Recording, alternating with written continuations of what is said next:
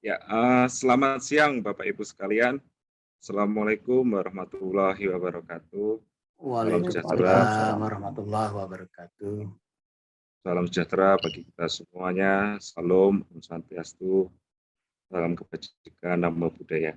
Yang kami hormati Direktur Adaptasi Perubahan Iklim di Ditjen Pengendalian Perubahan Iklim KLHK Ibu Sri Kantri Arundati. Yang kami hormati Wakil Ketua Umum Pengurus Pusat PAMSI Bapak Kabir Bedi, yang juga kesehariannya sebagai Dirut Perumda Air Minum Tirtanadi Provinsi Sumatera Utara. Yang kami hormati Bapak Paul Butar-Butar, pengamat mitigasi dan juga perubahan iklim. Yang kami hormati Bapak Aldi Suryaningrat, Senior Program Manager dari Water.org, dan juga Pak Jaya Saputra dari Water.org, dan tentunya yang kami banggakan seluruh peserta webinar pada siang hari ini. Bapak Ibu sekalian, penyelenggaraan webinar pada hari ini merupakan kerjasama antara Perpamsi dengan Water.org dengan mengangkat tema dampak perubahan iklim terhadap kesediaan air dan juga bagi penyelenggaraan SPAT. Mengawali acara, marilah kita dengarkan sambutan yang pertama dari Water.org yang akan disampaikan oleh Senior Program Water.org kepada Bapak Aldi Suryaningrat. Kami persilahkan.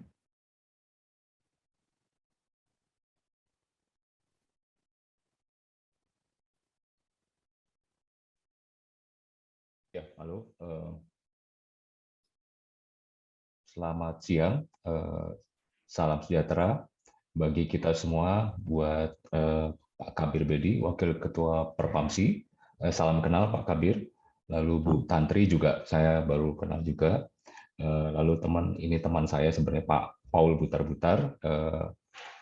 Selamat hadir juga serta direksi atau yang mewakili PDAM atau Perumdam atau PDAM ya, saya lihat ada beberapa masih ada tulisan PDAM atau yang mewakili. Semoga kita tetap diberi kesehatan, tetap terjaga dari COVID di sini. Kalau saya sih mungkin biar lebih cepat, saya mungkin berterima kasih kepada Pak Kabir Bedi, teman-teman Perpamsi di sini untuk bisa sama-sama kita melihat bahwa dan juga tentu Bu Tantri mau jadi narasumber serta Pak Paul, kita melihat perubahan iklim ini sebenarnya udah isu besar, mungkin Bu Tantri atau Pak Paul udah tahu 10 tahun atau 15 tahun yang lalu gitu kan.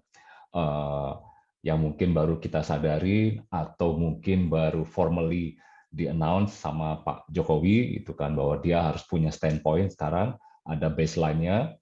Tahun 2000 berapa Bu Tantri? 2030 atau 2060 nanti akan punya milestone seberapa targetnya gitu kan. Jadi saya pikir ini mungkin di sisi sektor PDAM atau katakanlah akses air minum, kita perlu juga mungkin akan lihat ini juga menjadi milestone pertama kita untuk melihat oke, ini yang harus kita lakukan apa katakanlah interpretasi atau terjemahan dari yang disebut perubahan iklim.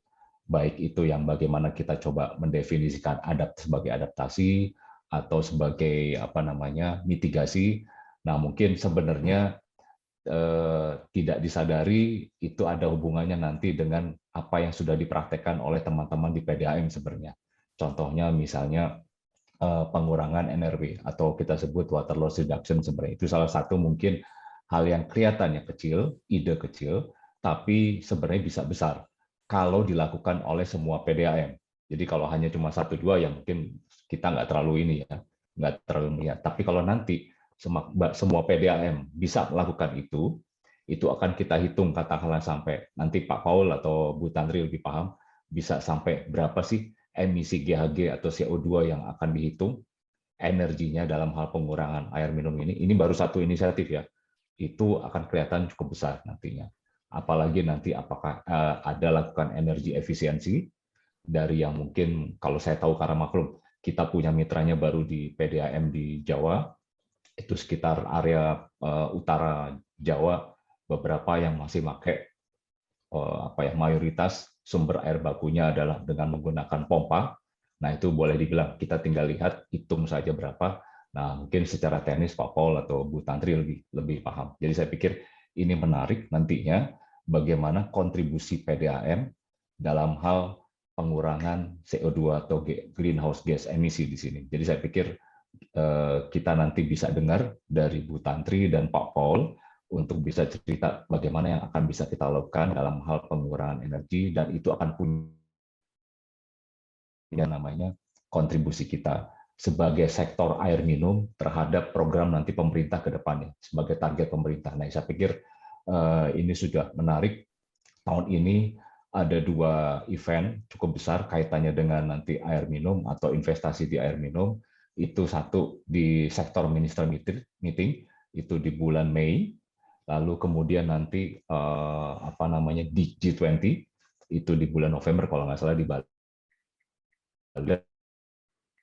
Menagih atau menanyakan Pak Kabir kira-kira apa kontribusi kita nanti terhadap CO2, pengurangan CO2 misalnya kayak gitu. Nah, ini yang mungkin kita perlu lebih belajar lagi nih dari Bu Tantri sama Pak Paul, kira-kira apa sih kiat-kiat atau langkah-langkah apa yang bisa kita lakukan bersama-sama sih. Tidak hanya 1, 2, 3 PDAM, tapi mungkin kalau bisa Pak Kabir masif, hampir semua PDAM melakukan pengurangan kehilangan air dan juga pengurangan energi. Itu menarik kalau kita bisa nanti lakukan ini. Tapi ide lain terbuka juga. Tapi yang saya tahu karena saya bukan orang yang di berlatar belakang air minum atau lingkungan, jadi saya pikir mungkin 1-2 hal inisiatif itu yang mungkin saya hanya kepikir. Bisa jadi hal yang lain yang bisa kita juga lakukan di sini. Jadi saya pikir cukup. Jadi terima kasih atas waktunya kerjasama dengan Pak Kabir dengan Perpamsi ini dan juga dengan para narasumber. Mudah-mudahan ini jadi ilmu yang bermanfaat buat teman-teman PDAM di sini. Jadi saya pikir cukup. Wabillahi taufiq walhidayah. Wassalamualaikum warahmatullahi wabarakatuh. Ya. Waalaikumsalam warahmatullahi wabarakatuh. Ya, terima kasih Pak Aldi untuk sambutannya. Selanjutnya yaitu sambutan sekaligus mohon berkenan membuka acara yang akan disampaikan oleh Wakil Ketua Umum Perpamsi kepada Bapak Kabir Bedi. Kami persilakan.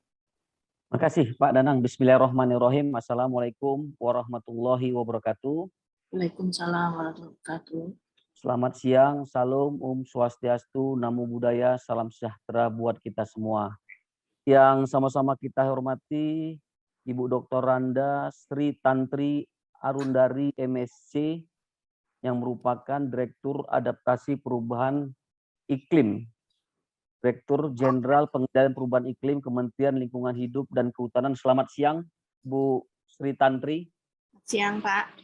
Ya, siang Ibu. Yang kami hormati Bapak Paul Butar-Butar yang juga merupakan ahli mitigasi dan adaptasi terhadap perubahan iklim. Selamat siang, Pak Butar-Butar. Yang kita hormati Pak Aldi Suryaningrat ya, selaku senior di Water.org. Pak Jaya Saputra, Water.org, Pak Danang di Perpamsi, dan seluruh hadirin yang peserta daripada webinar pada siang ini yang hadir melalui media Zoom. Pertama-tama marilah kita panjatkan puji dan syukur kepada Allah Subhanahu wa taala. Alhamdulillah di tengah wabah Covid yang masih luar biasa yang meningkat ini, alhamdulillah kita masih diberikan kesehatan. Mudah-mudahan kita semua, keluarga dan kerabat senantiasa diberikan kesehatan oleh Allah Subhanahu wa taala. Amin. Amin ya rabbal alamin. Nah, tentunya hari ini saya selaku Wakil Ketua Perpamsi menyampaikan kegembiraan saya karena memang hari ini kami bekerjasama dengan Water.org melaksanakan webinar yang dampaknya cukup baik dan cukup signifikan nantinya bagi seluruh anggota maupun peserta yang menghadiri acara webinar ini. Saya Wakil Ketua Perpamsi menyampaikan titip salam dan salam hormat dari Ketua Perpamsi Bapak Zaini, Ahmad Al-Zaini, yang kebetulan pada saat yang sama beliau ada menghadiri Mapamda ya di Lampung bersama dengan Direktur Eksekutif sehingga tidak dapat bergabung bersama kita di acara webinar ini dan beliau menitipkan pesan kepada kita semua. Nah, tentunya webinar yang hari ini kita bawakan adalah dengan judul Dampak Perubahan Iklim terhadap Ketersediaan Air serta Mitigasi dan Adaptasi yang perlu dilakukan oleh penyelenggara SPAM, terkhusus bagi kita para operator pengelolaan air minum seperti PDAM dan UPT dan sebagainya, tentunya ini merupakan informasi atau penyampaian yang sangat bermanfaat bagi kita semua, mengingat ini informasi yang kita dapatkan bahwa akan terjadinya perubahan iklim. Mungkin sudah berlangsung, tetapi kita dampaknya mungkin yang lebih besar nanti dapat disampaikan oleh para narasumber. Nah, nanti di sini di webinar ini akan disampaikan tentang terjadinya perubahan iklim, kemudian dampak perubahan iklim terhadap ketersediaan air.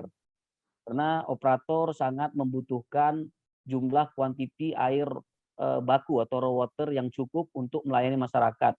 Dapat kami sampaikan bahwa pelanggan spam ya yang di PDM-PDM ini lebih kurang kita ada 14 juta sambungan. Jadi kalau 14 juta sambungan kita kali dengan lebih kurang sekitar 5 lah rata-rata 4 sampai dengan 5 itu berarti ada mempengaruhi sekitar 70 juta sampai 80 juta jiwa yang sangat bergantung daripada penyelenggara spam kita ini. Ini sangat bergantung tentunya daripada PDM-PDAM sehingga terjadinya perubahan iklim itu tentunya memberikan dampak yang cukup signifikan berupa gangguan dan lain sebagainya sehingga kita perlu mengkaji atau mengidentifikasi mitigasi apa yang harus kita ambil ke depan. Tentunya kita yakin dan percaya di sini narasumber kita merupakan tokoh-tokoh pakar yang dapat menyampaikan informasi yang sangat bermanfaat bagi kita. Mudah-mudahan dengan informasi yang dapat dipaparkan dan identifikasi mitigasi apa yang harus kita lakukan, dapatlah kiranya nanti mengurangi dampak gangguan pelayanan kepada masyarakat. Kita harapkan webinar yang berlangsung sangat singkat ini nanti dapat diikuti oleh peserta dengan hikmat sehingga memberikan masukan bagi kita semua. Mungkin dari saya itu saja, dengan mengucapkan Bismillahirrohmanirrohim, maka acara webinar kerjasama antara Perpamsi dengan Water.org yang berjudul Dampak Perubahan Iklim Terhadap Ketersediaan Air serta Mitigasi dan Adaptasi yang perlu dilakukan oleh penyelenggara spam, dengan ini saya nyatakan dibuka. Ini yang dapat saya sampaikan. Terima kasih. Wabillahi taufiq wal hidayah. Assalamualaikum warahmatullahi wabarakatuh. Waalaikumsalam. Waalaikumsalam warahmatullahi wabarakatuh. Terima kasih Pak Kabir Pedi atas sambutan dan sekaligus membuka acara pada siang hari ini. Selanjutnya yaitu acara inti. Acara ini akan dipandu ataupun dimoderatori oleh Pak Jaya Saputra dari water.org. Untuk itu waktu sepenuhnya saya serahkan ke Pak Jaya untuk memandu jalannya webinar. Silakan Pak Jaya. Baik, terima kasih Pak Danang. Pertama-tama kami ucapkan selamat datang dan terima kasih kesediaan waktunya. Pertama kepada Ibu Tantri selaku Direktur Adaptasi Perubahan Iklim dari Kementerian Lingkungan Hidup dan Kehutanan. Yang kedua juga dari Pak Paul Buta-Butar. Dan juga tidak lupa kepada Pak Kabir Bedi selaku Wakil Ketua Umum Pengurus Pusat Perpamsi. Salam kenal juga Pak, kami dari water.org.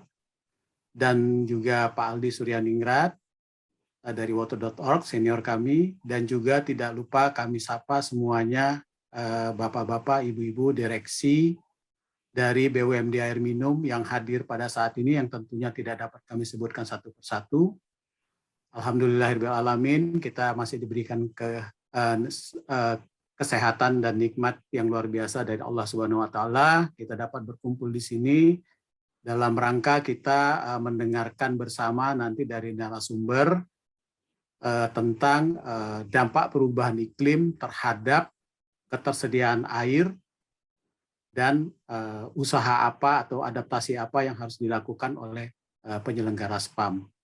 Nah, untuk acara kita ini, kita yang pertama nanti akan disampaikan materi oleh Ibu Dr. Anda Sri Tantri Arundati MSc, selaku Direktur Adaptasi Perubahan Iklim, Direktorat Jenderal Pengendalian Perubahan Iklim Kementerian Lingkungan Hidup dan Kehutanan. Materinya adalah kebijakan dan peta jalan pemerintah dalam rangka mitigasi dan adaptasi terhadap perubahan iklim. Kemudian akan dilanjutkan penyampaian materi juga oleh Bapak Paul Butar-Butar selaku ahli mitigasi dan adaptasi terhadap perubahan iklim. Pak Paul Butar-Butarnya adalah praktisi materi yang akan disampaikan adalah mitigasi dan adaptasi terhadap perubahan iklim oleh penyelenggara SPAM. Kemudian nanti kita lanjutkan dengan diskusi dan tanya jawab, dan setelah itu kita akhiri acara ini. Baiklah, untuk mempersingkat waktu, dengan hormat kami persilakan Ibu Tantri untuk memulai menyampaikan materinya. Kami mohon Bapak Ibu semua dapat mute dulu mikrofonnya supaya tidak mengganggu jalannya penyampaian materi ini. Waktu kami persilakan Bu Tantri. Terima kasih Pak Jaya. Selamat siang yang terhormat Bapak Wakil Ketua Umum Perpansi Pak Kabir, yang terhormat Bapak Aldi dari Water.org, dan juga Bapak Ibu direksi atau yang mewakili, yang juga dari Perumda maupun dari BUMD air ya Pak. BUMD air minum Bu. Ya. Air minum ya, oke ya. Ya saya senang sekali ini diundang oleh Perpamsi karena ini juga menjadi salah satu memberikan literasi ya mengenai perubahan iklim, karena orang masih banyak yang tidak paham dan menganggap itu adalah sesuatu yang di luar jangkauan ya, padahal itu sebetulnya tergantung dari kita semua ini, karena semua berpengaruh terhadap perubahan iklim. Mungkin saya persilakan, saya sudah menyampaikan bahan saya untuk bisa ditayangkan. Mudah-mudahan karena siang, habis makan siang nggak pada ngantuk dengan kopi di meja masing-masing. Ya, saya akan mulai mungkin untuk bisa membedakan antara mitigasi dan adaptasi. Bapak Ibu mungkin di sini sudah ada yang paham juga, tapi ada sebagian yang kadang-kadang ada mix up juga. Karena kalau mitigasi lebih ke upaya kita untuk penurunan emisi, sementara kalau adaptasi, bagaimana kita bisa meningkatkan terhadap perubahan iklim ini, meningkatkan ketahanan kita terhadap perubahan iklim ini. Jadi sifatnya kalau adaptasi lebih survival kita ya, karena dampak dari perubahan iklim ini efeknya itu adalah terhadap siklus hidrometeorologi, karena ini menyebabkan iklim ekstrim sering terjadi, sehingga masa kekeringan atau hujan lebat itu terjadi bisa lebih sering. Dan iklim ekstrim itu juga ini kan berdampak kepada ketersediaan air. Jadi ini pada intinya adalah dan suka ada mix up juga dengan mitigasi bencana ya. Kalau mitigasi bencana itu sebetulnya adaptasi. Jadi bagaimana kita sudah berupaya untuk mengurangi risiko. Ini istilah yang ininya. Mungkin nanti Pak Paul bisa lebih kalau ke mitigasinya ya, karena kalau saya lebih ke adaptasinya, dan juga ini untuk mengurangi risiko, meningkatkan kapasitas adaptif kita dengan memperkuat ketahanan dan juga mengurangi kerentanan. Jadi memang nanti mungkin teman-teman dari penyedia air ini sangat krusial. Ini perlu mengidentifikasi kira-kira kerentanan di sektor airnya itu dari sisi apa? Apakah misalnya dari volume air, distribusinya. Jadi itu yang harus diidentifikasi. Jadi ini lebih ke arah manajemen risiko sebetulnya terhadap bencana hidrometeorologi, khususnya pada masalah perubahan iklim ini. Nah, ini sektor yang terdampak itu karena perubahan iklim ini macam-macam ya. Selain dari sumber daya air tadi. Sumber daya air itu bisa berarti karena hujan yang lebat bisa banyak gitu ya, bisa berlebihan sehingga terjadi banjir bandang ya, yang sekarang juga sering dialami, bahkan di negara maju sekalipun sekarang juga sudah banyak yang mengalami ya, kayak kemarin di Jerman, kemudian di mana tadi ya, beberapa ya lokasi di Indonesia sendiri pun kan kemarin di Jakarta juga sempat curah hujan itu sampai lebih dari 150 mm ya, sampai 300-an, dan itu menyebabkan wilayah yang terkena banjir itu lebih luas dan mungkin volume airnya juga lebih lama ya. bisa diatasi. Nah, ini yang perlu diperhitungkan sebetulnya, karena kalau saya tanya dulu dengan teman-teman yang di PUPR, lebih banyak ke data historis ya. Sebetulnya kita juga harus menghitung data proyeksi ke depan, karena di perubahan iklim untuk proyeksi ke depan ini diasumsikan, apalagi dengan adanya emisi gas rumah kaca yang bisa bertahan sampai 100 tahun lebih, itu menyebabkan dampaknya itu akan pasti sering terjadi kepada kita ya. Oleh karena itu, maka mengurangi risiko dengan melakukan upaya-upaya aksi adaptasi ini sangat penting, karena bisa meningkatkan kerugian, bisa menurunkan kerugian kita terhadap loss-nya. Lanjut, Mas, Pak. Ini siapa? Nah, ini, kok jadi satu gini ya? Jadi tadi mungkin sudah disampaikan secara kita sendiri sebetulnya sudah berkomitmen. Kok bentuknya begini ya? Ada yang salah apa? Sudah berkomitmen Indonesia sendiri, itu sudah di-state oleh Pak Presiden Jokowi bahwa kita dari sisi mitigasi akan menurunkan emisi gas rumah kaca untuk sampai dengan tahun 2030 itu targetnya penurunkan 29% sampai 41%. Dan kita juga berkomitmen sebetulnya juga untuk meningkatkan ketahanan terhadap perubahan iklim, ketahanan ekonomi, social livelihood, dan juga ketahanan ekosistem landscape yang ditujukan kepada bidang prioritas sebagai kebutuhan dasar manusia, yaitu dari sisi bidang pangan, air, energi, kesehatan, dan ekosistem. Jadi ini saya pikir peran dari Perpamsi dan juga peran dari BUMD air minum ini sangat strategis ya, karena menyangkut kebutuhan dasar manusia, sehingga selain mitigasi yaitu mengurangi emisi dari aktivitas-aktivitas yang ada di perusahaan-perusahaan, itu juga bisa melakukan upaya adaptasinya, bagaimana meningkatkan risiko, meningkatkan ketahanan terhadap dampak dari perubahan iklim ini. Jadi dari sisi kebijakan sebetulnya Indonesia sudah sangat berkomitmen untuk hal ini. Tinggal bagaimana nih implementasinya. Nah, ini yang perlu dipahami dari seluruh sektor ya, karena dampak dari perubahan iklim ini dan perubahan iklim ini memerlukan upaya dari semua stakeholder ya. Apakah itu pemerintah, apakah itu dunia usaha, atau bahkan masyarakat sekalipun. Hilang ya tayangannya. Ya, mungkin diperbaiki, Bu, tampilannya, Bu. Ya, Oke. saja, Bu, ya. Ya, nggak apa-apa. Nah, kami sebetulnya sudah menyusun dari faktor untuk yang roadmap ya, roadmap NDC adaptasi. Jadi selain kami juga berkomitmen, pemerintah Indonesia sudah berkomitmen untuk menurunkan emisi gas rumah kacanya dengan kekuatan sendiri 29% dan dengan mitra pembangunan 41% sampai dengan 41%, juga juga sudah mentargetkan akan juga meningkatkan komitmennya dalam ketahanan iklim tadi. Oke, ini roadmap-nya. Ada roadmap sebetulnya ini belum masuk ya. Selain NDC, updated NDC, jadi kita sudah meratifikasi juga Paris Agreement, sehingga ini yang perlu ditindaklanjuti.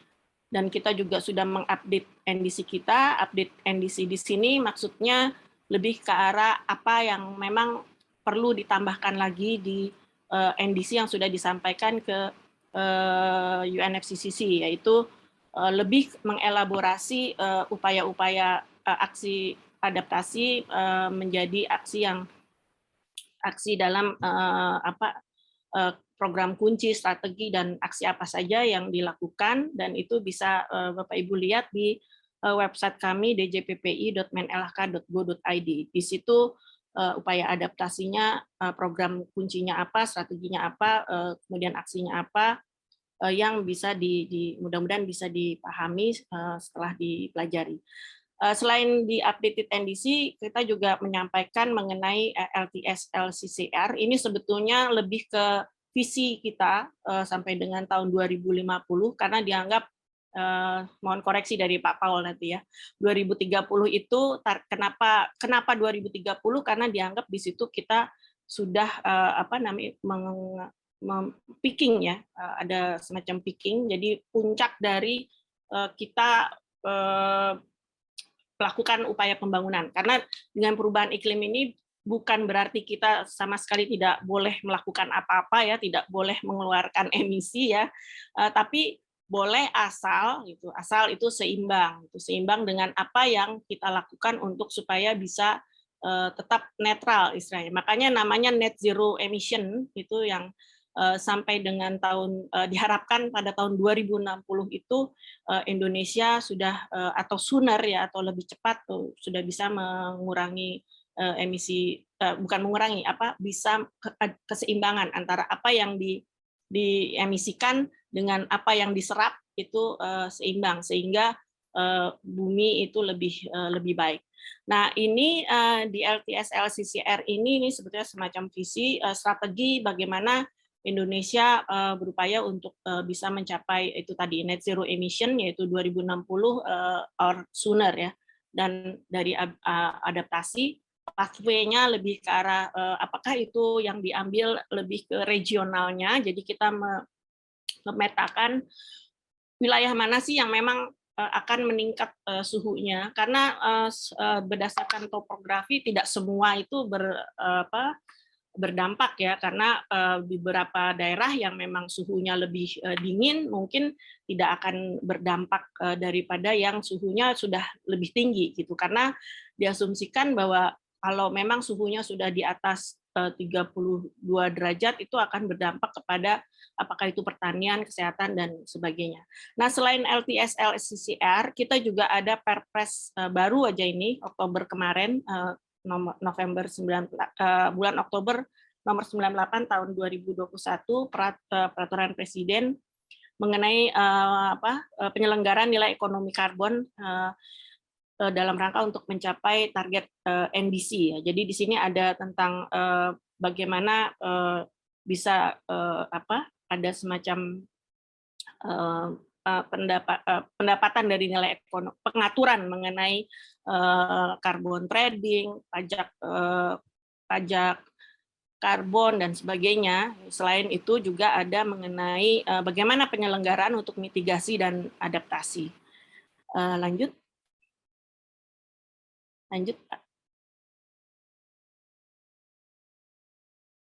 Lama ya? Ya. Nah, ini mungkin hanya sedikit gambaran, barangkali saya sekilas saja, karena ini yang di dunia internasional, selain kita diminta untuk memberikan komitmen kita, kalau dari sisi adaptasi, diharapkan juga menyusun National Adaptation Plan-nya, yang ini sebetulnya merupakan juga acuan untuk rencana pembangunan nasional. Dan di RPJMN kita sebetulnya juga sudah memasukkan di prioritas nasional 6 ya, mengenai pembangunan pembangunan lingkungan yang rendah emisi dan berketahanan iklim terhadap bencana. Ini tadi yang saya sampaikan, jadi sebetulnya prioritasasi kita untuk adaptasi perubahan iklim itu adalah terhadap apa yang menjadi kebutuhan dasar manusia, yaitu pangan, air, energi, kesehatan, kemudian juga terhadap ketahanan ekosistem, dan juga bagaimana ini bisa mengurangi risiko dari kebencanaan. Lanjut. Lanjut. Ya. Untuk roadmap adaptasi sendiri, ruang lingkupnya ini mungkin ini juga bisa dibaca-baca untuk teman-teman yang memang ingin mengetahui lebih dalam mengenai apa itu roadmap NDC adaptasi. pada intinya adalah di sini ingin menunjukkan bagaimana nih kita untuk mencapai tahun 2030, apa yang harus kita lakukan.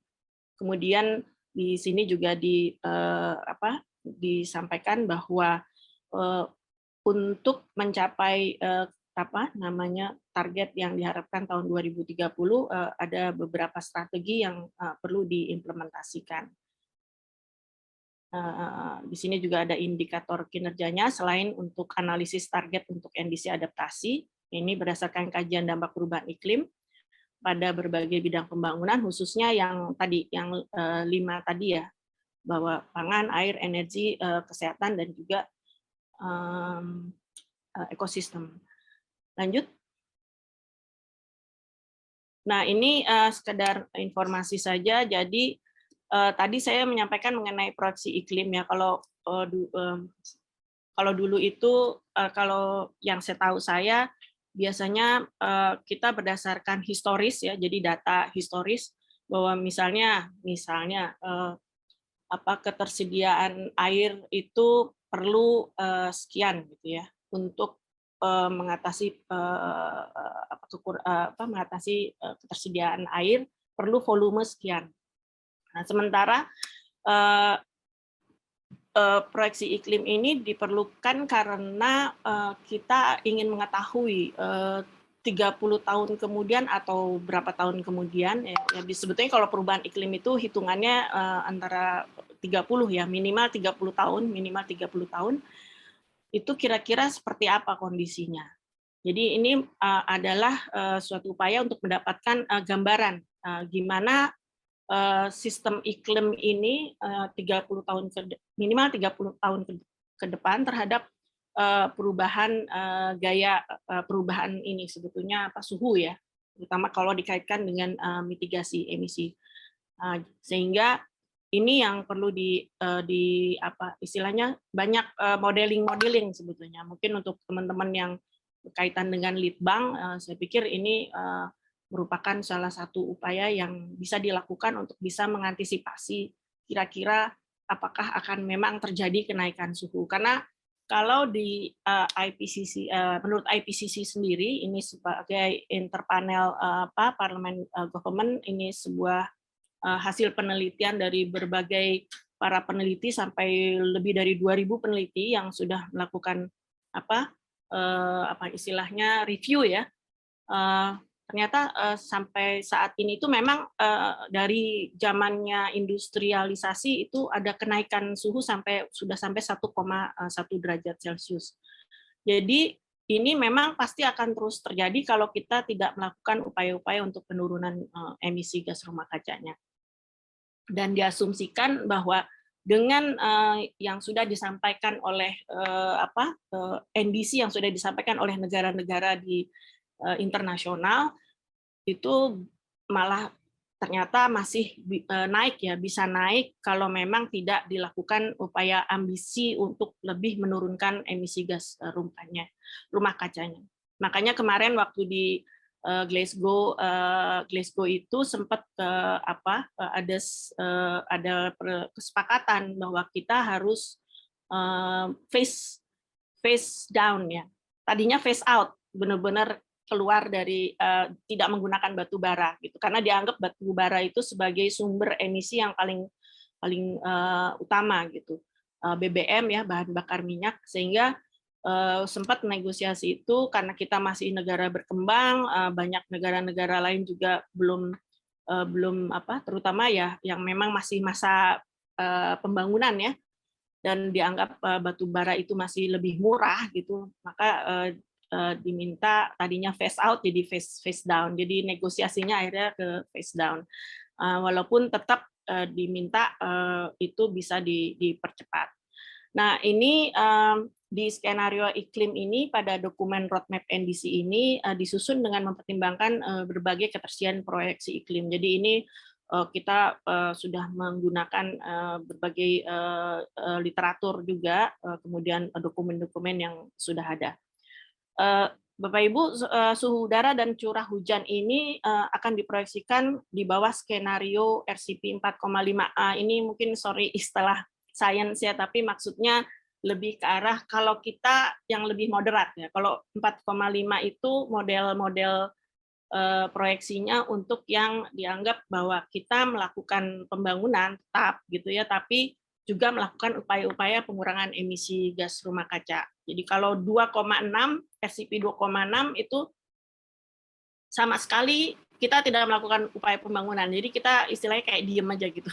Ya, kan itu nggak mungkin ya, karena manusia perlu ada peningkatan kesejahteraan juga gitu ya, selain juga peningkatan kehidupannya.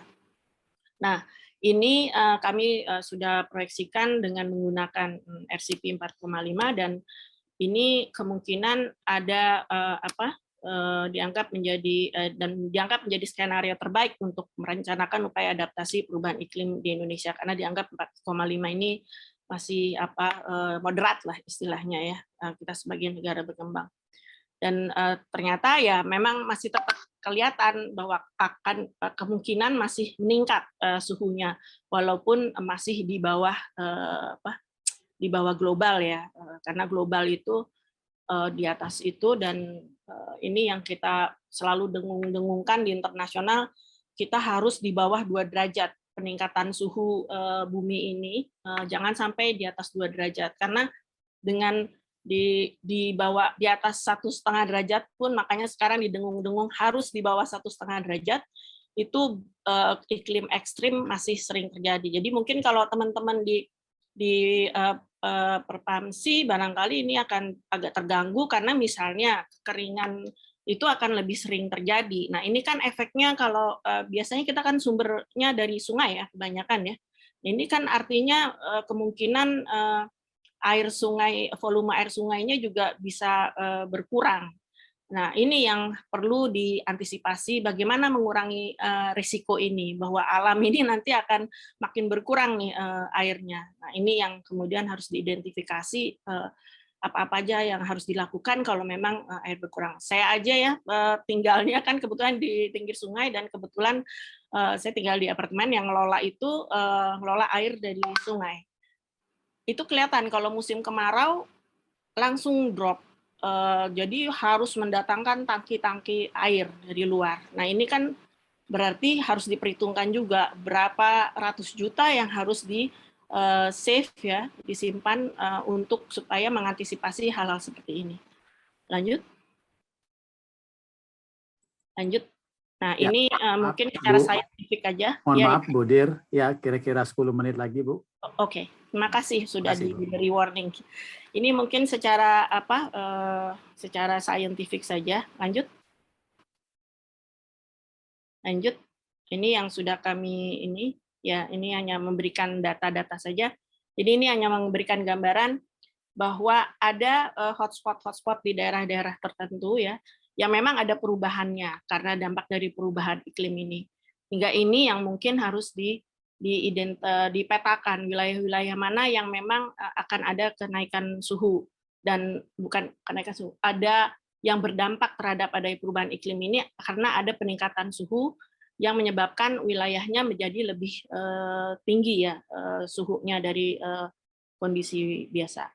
Nah, ini bisa ditumpang susunkan dengan target program wilayah nasional, misalkan apakah itu DAS prioritas, danau prioritas, bendungan prioritas, dan sebagainya.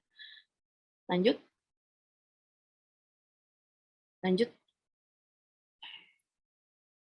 Nah, ini mungkin saya tidak perlu terlalu banyak, tadi saya sudah menjelaskan ya, itu tadi suhu udara itu kalau meningkat memang menyebabkan yaitu ini tadi secara sederhana, emisi karbon menyebabkan konsentrasi CO2 meningkat, sehingga suhu udara meningkat. Nah, ini berdampak pada kondisi iklim. Karena bencana hidrometeorologi itu 90% lebih berdasarkan data BNPB itu yang terjadi di Indonesia. Sementara bencana siklus hidrometeorologi itu dipengaruhi oleh peningkatan suhu udara. Jadi kita ini akan terdampak dengan adanya perubahan iklim ini. Ini yang saya sampaikan bahwa untuk suhu udara 3,5 derajat dipilih sebagai ambang batas yang berdampak terhadap pangan, air, dan ekosistem akibat perubahan iklim. Dan pada suhu 38 derajat, perubahan iklim ini akan berpotensi mengganggu kesehatan makhluk hidup. Ya, jadi ini yang perlu kita antisipasi. Jadi mungkin di daerah-daerah yang memang sudah merupakan daerah yang suhunya panas, kalau ada peningkatan dari adanya suhu dengan perubahan iklim ini tentu akan berdampak kepada aktivitas di wilayahnya. Lanjut. Ya, ini target untuk roadmap NDC adaptasi. Ini sebetulnya ini sangat makro ya, karena kita ingin mewujudkan ketahanan ekonomi, sosial, dan sumber penghidupan, ekosistem, dan landscape. Dan sebetulnya dengan dibangunnya ketahanan dan meningkatkan kapasitas adaptasi ini untuk mengurangi risiko kerugian sekitar 2,87% PDB nasional. Jadi setelah kami proyeksikan itu kemungkinan PDB nasional bisa turun ya dengan adanya perubahan iklim ini antara 0,66 sampai 3,45%, jadi di ratanya sekitar 2,87% untuk sampai tahun 2030. Nah, inilah yang bagaimana nih kita untuk mengurangi risiko ini, tentu harus ada hal-hal yang perlu kita lakukan agar kita tetap bisa memenuhi pangan, air, energi, dan lingkungan yang sehat. Lanjut. Nah, ini jadi bisa ada potensi kerugian itu sampai 110 bahkan 577 triliun. Ini kalau hanya akibat perubahan iklim saja. Sementara kalau ditambah dengan kerusakan ekosistem dan bencana bisa nambah lagi ya, sampai 4 triliunan. Jadi kebayang kalau kita tidak melakukan upaya-upaya aksi adaptasinya dan mengurangi risikonya, potensi loss kita akan terjadi. Ini kaitannya dengan pangan, air, energi yang bisa kehilangan 2,87% PDB. Sementara kalau ekosistem bisa sampai antara 5,6 sampai 26, bahkan bisa sampai 31,72% dari PDB, dan ditambah dengan bencana hidrometeorologis ini kalau secara historis saja sudah menghilangkan 6,21% PDB. Lanjut.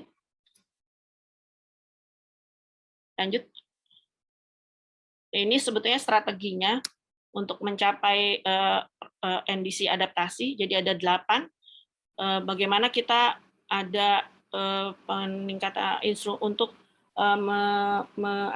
menetap ada semacam instrumen untuk kebijakan adaptasi perubahan iklim dan pengurangan risiko bencana. Bagaimana kita juga mengintegrasikannya ke dalam perencanaan pembangunan dan termasuk mekanisme keuangannya. Peningkatan literasi iklim tentu diperlukan untuk bisa memahami kenapa sih kita harus melakukan upaya-upaya, apakah itu mitigasi atau adaptasi. Kemudian juga pendekatannya harus berbasis landscape. Jadi jangan hanya spot tapi juga landscape. Pasti apalagi kalau air kan harus dari hulu ya sampai hilir ya untuk mengidentifikasi dan melakukan kajian kerentanan terhadap perubahan iklim. Terus kemudian penguatan kapasitas lokal untuk praktek-praktek terbaik. Perlunya ada peningkatan manajemen pengetahuan. Jadi ini pengetahuan-pengetahuan yang memang diperlukan untuk masyarakat untuk bisa memahami, perlu ada pengelolaannya yang perlu ditingkatkan. Kemudian partisipasi pemangku kepentingan, siapa berperan apa, tentu ini sangat perlu karena masalah perubahan iklim ini masalah kita bersama, dari terutama ya itu dari sebetulnya gaya hidup kita ya, utamanya sih kalau mau lebih mengerucut bagaimana kita bisa mengurangi dampak dari apa yang kita perbuat terhadap bumi kita. Dan yang penting lagi tentu adalah penerapan teknologi adaptif. Lanjut. Ya, ini mungkin hanya ingin memberikan gambaran apa sih bedanya kalau yang business as usual dengan yang memang adaptasi. Kalau yang adaptasi ya kita harus menganalisa perubahan iklim itu dampaknya terhadap kita seperti apa. Apakah itu nanti efeknya terhadap kekeringan yang lebih panjang, atau hujan yang lebih besar, atau terjadinya peningkatan muka air laut, atau bahkan puting beliung ya. Nah ini yang harus kita identifikasi kerentanan di kita ini apa juga. Misalnya dalam hal SDM atau distribusi pemipaannya atau macam-macam ya. Identifikasi kerentanan itu tergantung dari sektor apa yang kita pilih. Kalau pangan mungkin dari sisi kerentanan untuk dari sisi distribusi airnya ya bisa aja seperti itu. Nah, ini yang kemudian kita harus menganalisanya untuk kemudian kita buat sebagai resiko kita untuk masa depan. Nah, pilihan adaptasinya bisa macam-macam ya. Kalau misalnya level masyarakat mungkin perlu menyimpan air gitu ya. Ada tangki panen hujan, bikin sumber resapan, ada jalur hijau, ada taman hujan atau intensifikasi penanaman ya sehingga sumber mata airnya juga tetap terpelihara. Bisa seperti itu. Lanjut. Nah, lanjut. Nah, ini mungkin saya hanya ingin memberikan gambaran. Jadi di sini di Perpres tahun 98 ada pengaturan mengenai bagaimana upaya pencapaian target NDC melalui mitigasi dan adaptasi. Dan di adaptasi ini khusus untuk sektor pangan, air, energi, kesehatan, ekosistem, bahkan ada kelautan juga ya, tergantung perkembangan. Tapi minimal prioritasisasi itu lebih ke arah kebutuhan dasar manusia. Nah, ini adaptasinya itu dengan meningkatkan kapasitas adaptasinya atau menurunkan tingkat kerentanannya atau memanfaatkan peluang perubahan iklimnya atau dengan menurunkan potensi kerugian dan kerusakan akibat perubahan iklim. Lanjut. Nah, ini sebetulnya ini adalah tahapan untuk perencanaan aksi adaptasi perubahan iklim ada di Perpres 98, ini bisa dibaca nanti. Lanjut. Nah, ini untuk adaptasi bahwa pelaku usaha dan masyarakat itu berperan serta dalam peningkatan ketahanan iklim. Jadi untuk di Perpres ini sudah tercantum pasal 42 ayat 6 kalau tidak salah. Jadi Bapak Ibu ini sebetulnya sangat berperan sekali dalam peningkatan ketahanan iklim. Lanjut. Lanjut. Ya, mungkin itu dari saya. Terima kasih. Mudah-mudahan waktunya tidak terlalu banyak diambil. Assalamualaikum warahmatullahi wabarakatuh. Waalaikumsalam warahmatullahi wabarakatuh. Terima kasih Bu Tantri. Bapak Ibu sekalian, sudah kita dengarkan bersama tadi uraian dari Bu Tantri mengenai peta jalan Kementerian Lingkungan Hidup dalam hal ini dalam hal melakukan mitigasi dan adaptasi terhadap perubahan iklim. Selain itu juga tadi disampaikan juga proyeksi perubahan iklim dalam 30 tahunan. Kemudian juga tadi disampaikan juga potensi kerugian PDB akibat dari perubahan iklim dan juga lebih besar lagi jika terjadi kerusakan lingkungan. Kemudian disampaikan juga tadi strategi untuk mencapai roadmap tersebut. Salah satunya adalah dengan melakukan adaptasi yang sudah diatur dalam Perpres 98 tahun 2001, di mana di situ salah satunya poin yang paling penting adalah adaptasi ini harus dilakukan oleh seluruh stakeholder di negara kita, tidak hanya pemerintah, tapi justru masyarakat yang lebih dituntut untuk siap atau mampu melakukan adaptasi terhadap perubahan iklim. Dan juga mungkin tidak lupa melakukan mitigasi ya, Bu Tantri ya, selain adaptasi ya. Baik Bapak Ibu sekalian, mungkin nanti untuk pertanyaan kita tahan dulu, kita dengarkan dulu mungkin paparan dari Pak Paul Butar-Butar mengenai mitigasi dan adaptasi terhadap perubahan iklim oleh penyelenggara SPAM. Dalam hal ini oleh ya kita semua yang hadir di sinilah. Ini lebih mengerucut apa yang disampaikan oleh Bu Tantri tadi, lebih mengerucut kepada penyelenggara SPAM. Silakan, waktu kami persilakan kepada Pak Paul Butar-Butar.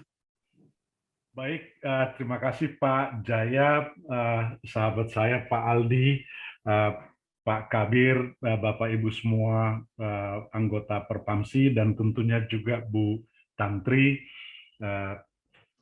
Assalamualaikum warahmatullahi wabarakatuh. Izin share.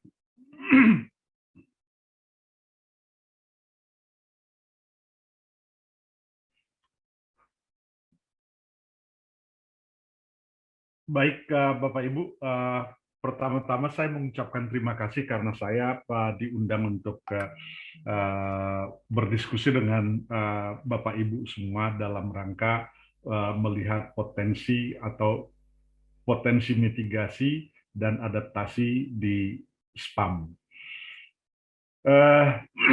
Saya Paul Butar-Butar, saya sehari-hari bekerja di perusahaan namanya PT Sustainrgy Indonesia, JDB Sustainrgy Indonesia, tapi punya juga terlibat di beberapa kegiatan lain. Saya itu menjadi Direktur Eksekutif di Masyarakat Energi Terbarukan Indonesia, dan juga saya bersama teman-teman mendirikan satu research institute namanya Indonesia Research Institute for Decarbonization, dan saya juga bekerja bersama investor untuk membangun pembangkit listrik tenaga air di Sumatera Utara.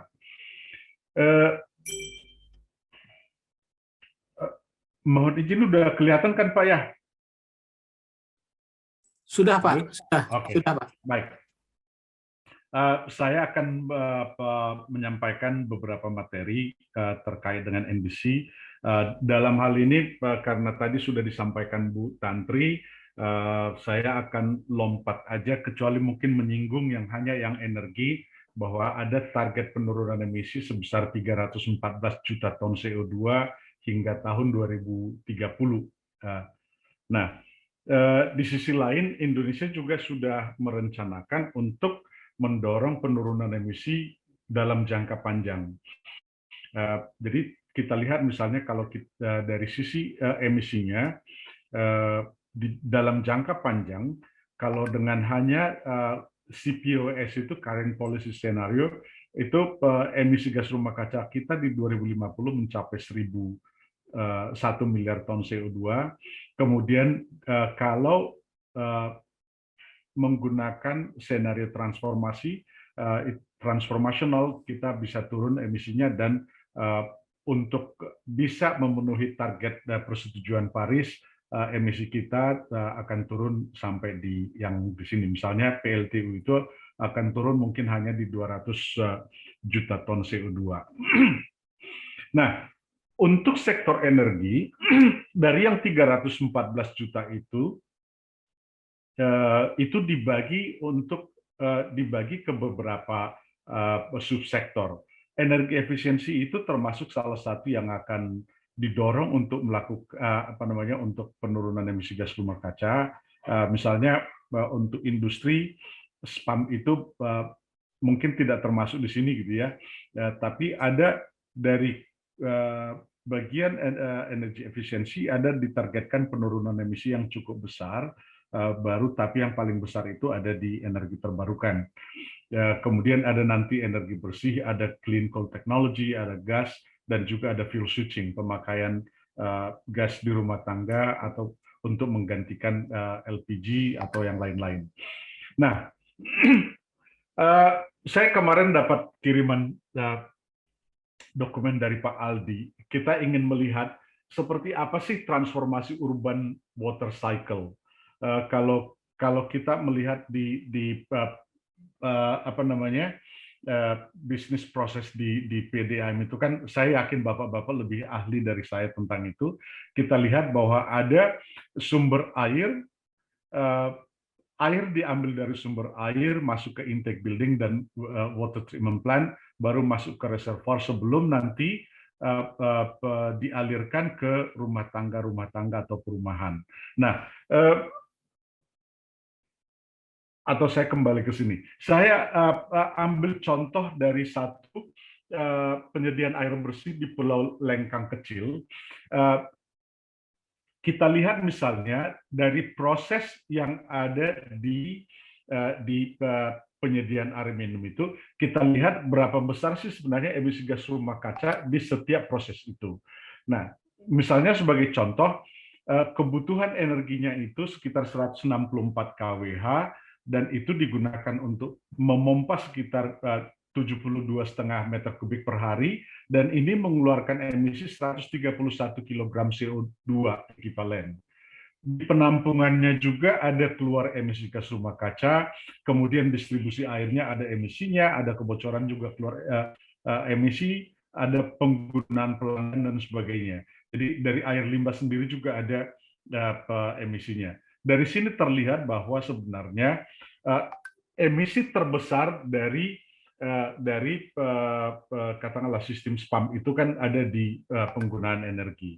Nah, kalau balik ke gambar ini, kita lihat bahwa kebanyakan di spam di PDAM itu, di dalam bisnis sosial itu, terutama kalau kita melihat PDAM yang sudah berumur tua ya, penggunaan energi biasanya tidak terlalu baik, tidak efisien, sehingga energinya berlebih, sementara listriknya itu berasal dari PLN misalnya, yang energinya itu pembangkitannya menggunakan pembangkit berbasis batu bara, sehingga energi yang digunakan itu otomatis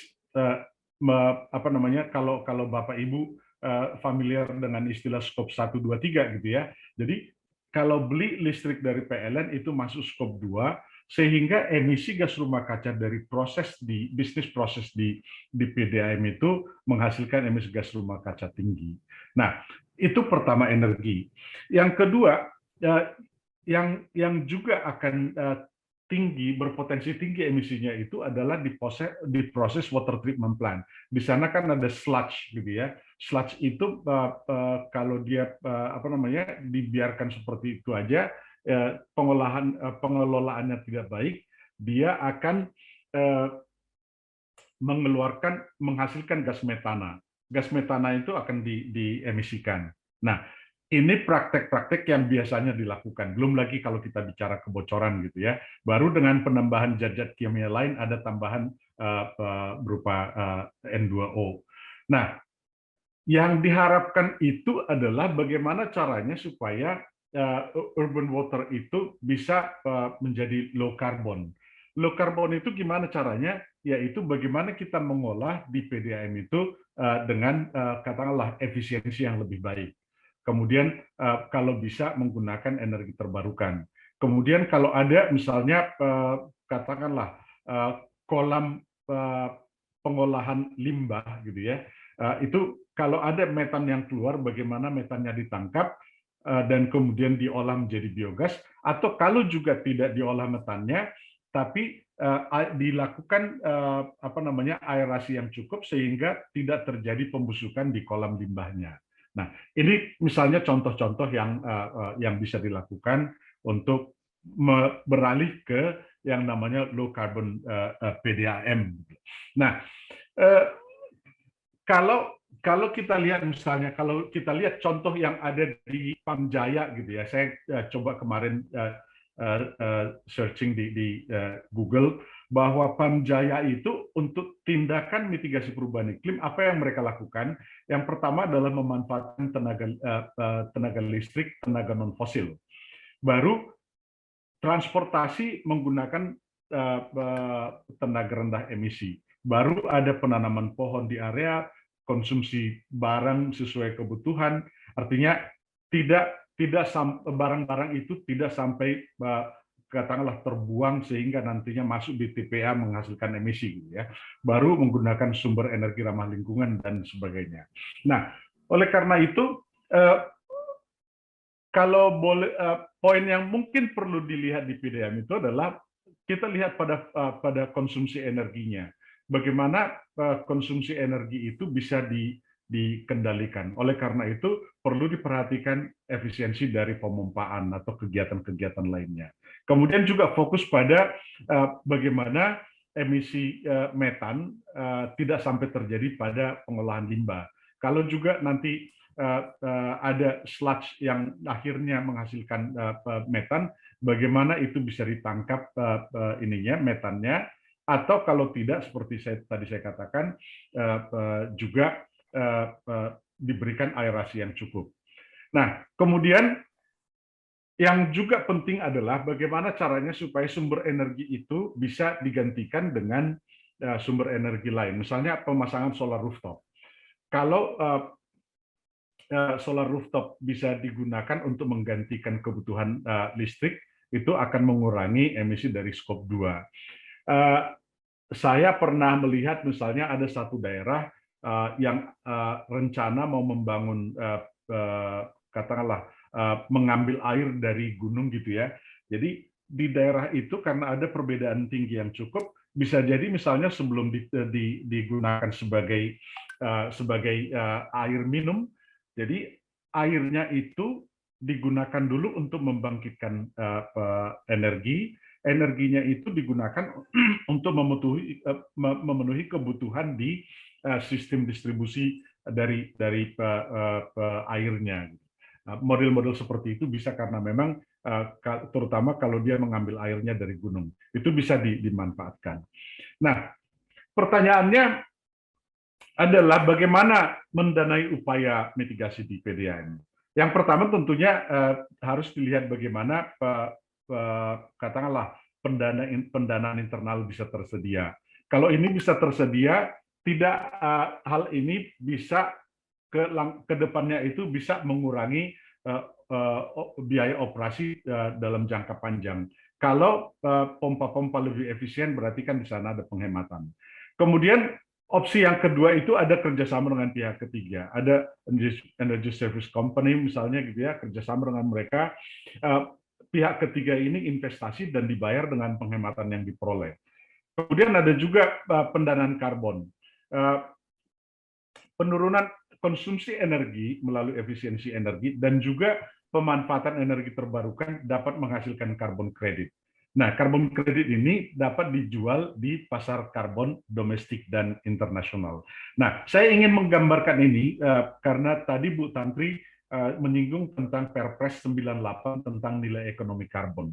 Jadi, kalau kita anggap misalnya kita lihat dari emisi gas rumah kaca se-Indonesia gitu ya, baru ada berbagai aksi mitigasi yang dilakukan oleh pemerintah pusat, daerah, ada kegiatan oleh non-state actors, yaitu yang bukan pemerintah pusat, ada yang secara wajib dan sukarela, ada juga kegiatan non-market. Nah, salah satu kegiatan yang bisa digunakan untuk mendapatkan karbon kredit itu adalah melalui offset yang ini.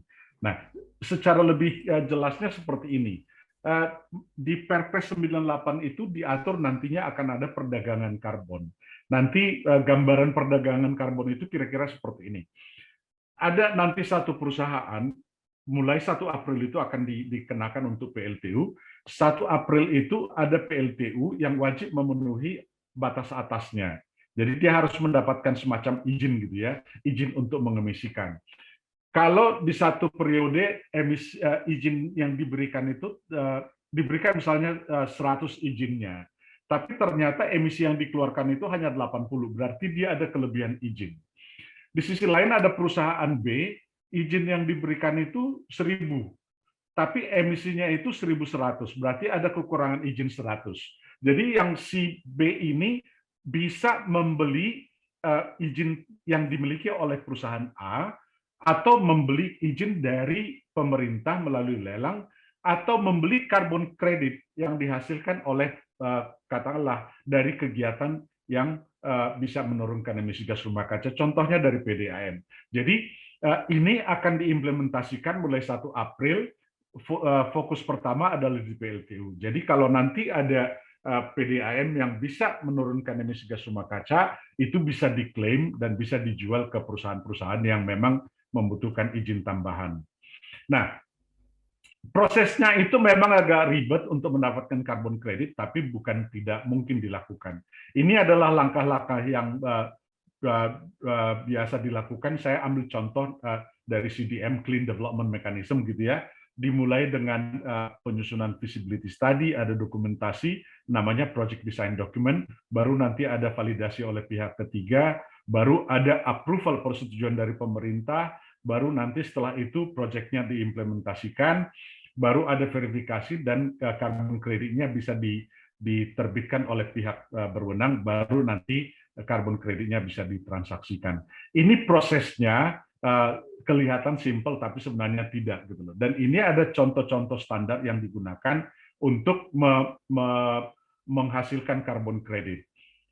Nah, PDAM bisa terlibat di dalam kalau melakukan kegiatan mitigasi, menurunkan emisi gas rumah kaca, misalnya fokus ke energi efisiensi dan energi terbarukan. Nah, sebagai gambaran aja, ini adalah penjualan carbon credit secara global. Jadi kita lihat misalnya carbon credit dari energi terbarukan itu di tahun 2021 hingga Agustus terjual sekitar 16 juta dan dengan harga sekitar 1,57 dolar per ton CO2. Tahun 2020 penjualan 31,4 juta dari sektor energi efisiensi, energi terbarukan lebih tinggi lagi. Nah, potensinya itu ada, bisa dijual domestik dan bisa internasional.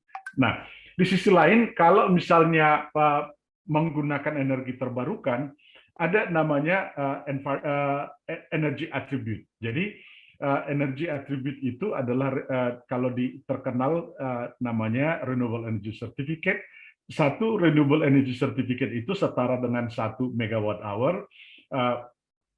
Ini harga di US, harga di 2021 itu mencapai sekitar 5 dolar per megawatt hour.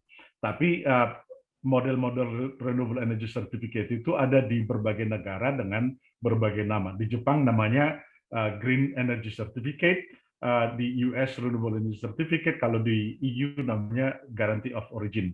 Tapi secara global yang banyak diperjualbelikan itu namanya menggunakan International Renewable Energy Certificate. Nah, kesimpulannya bahwa secara prinsip PDAM berpotensi untuk menurunkan emisi gas rumah kaca sekaligus menurunkan biaya operasi melalui upaya efisiensi energi dan pemanfaatan energi terbarukan. Dan ini merupakan potensi terbesar. Opsi pendanaannya bisa berasal dari internal, kerjasama dengan pihak ketiga, atau melalui perdagangan karbon. Nah, kami bekerja sama dengan berbagai katakanlah PV installer gitu ya. Jadi kalau bapak-bapak tertarik misalnya memasang pembangkit listrik PLTS rooftop, itu ada pihak-pihak yang siap menyediakan pendanaan berinvestasi di sana. Bapak Ibu tinggal membayar sesuai dengan listrik yang digunakan.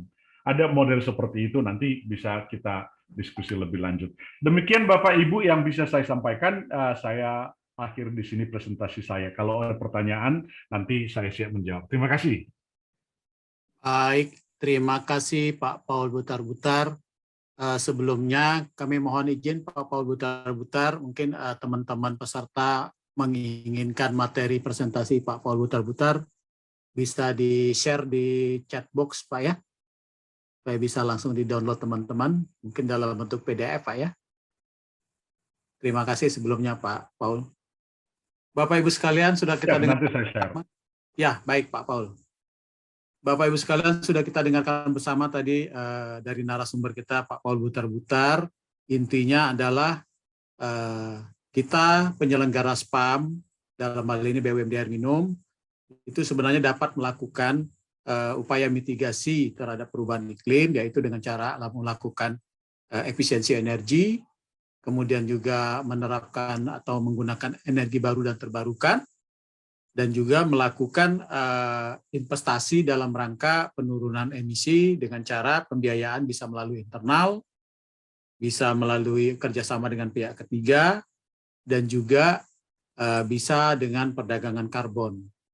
Sebagaimana Bapak Ibu ketahui bahwa upaya-upaya ini mungkin masih agak asing dari Bapak Ibu sekalian, tapi kami dari water.org sudah mulai melakukan inisiasi ini, di mana kami memfasilitasi PDAM untuk bekerja sama dengan pihak ketiga dengan skema kerjasama berbasis kinerja.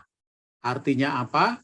PDAM tidak mengeluarkan investasi Rp1 pun, investasi dilakukan oleh pihak ketiga, di mana saving energi yang didapat itu dibagi bersama antara investor dan PDAM. Tentunya pembagiannya ini adalah ada hitung-hitungannya.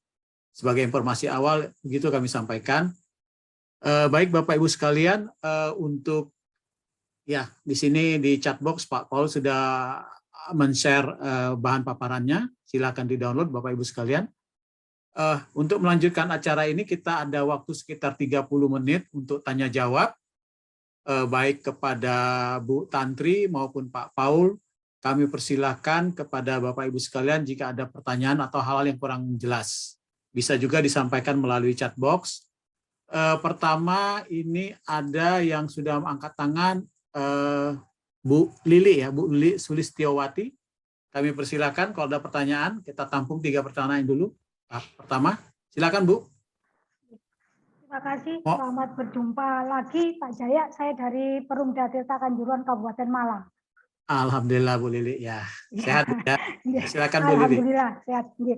Ya Pak, saya ini ada beberapa pertanyaan. Jadi tadi saya sempat mendengar yang dipaparkan oleh Pak Paul Butar-Butar tadi terkait dengan solar rooftop. Nah, mohon ini pencerahan, ini memang hal baru buat kami karena di Perumda Tirta Kanjuruhan itu ada 49 unit pompa yang rata-rata menggunakan listrik PLN. Nah, itu kalau karena ya gimana ya? Jadi kita kan harus berpikirnya terkait dengan CAPEX dan OPEX, meskipun itu nanti bisa pembiayaannya bentuk kerjasama. Mungkin kami bisa dikasih gambaran, Pak. Jadi untuk kapasitas tiap liter per detik dengan rooftop itu CAPEX-nya berapa, nanti OPEX-nya berapa. Jadi kita bisa berhitung. Soalnya mohon maaf, rata-rata Perumda ini kan tarifnya itu masih rendah.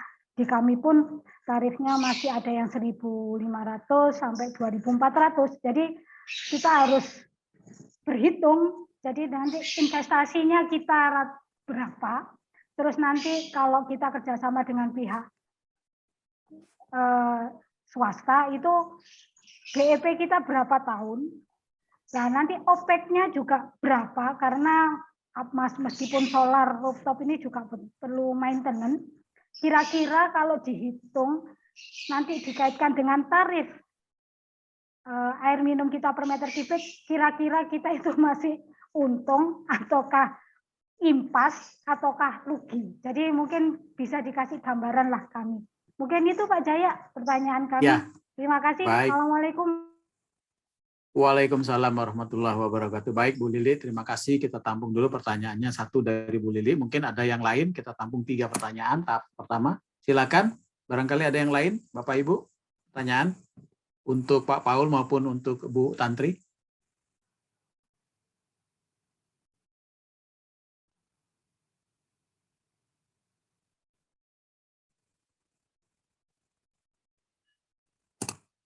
Oke. Kalau belum ada, mungkin saya persilahkan dulu Pak Paul untuk menjawab pertanyaan Bu Lili. Pak, silakan Pak. Baik, Pak Jaya, Bu Lili, terima kasih untuk pertanyaannya.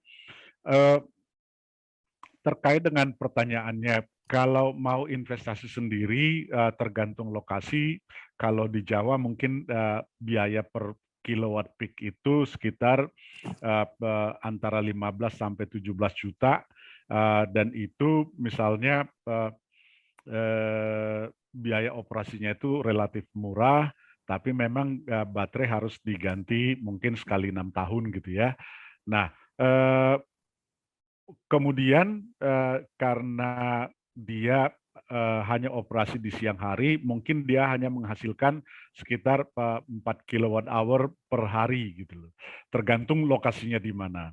Nah, yang tadi yang saya sampaikan bisa kerjasama dengan swasta itu misalnya kalau mereka yang pasang, ibu bapak mungkin hanya perlu membayar biaya listriknya aja. Kalau selama ini bayar per kWh misalnya 1.500, ibu bayar ke mereka 1.500, kemudian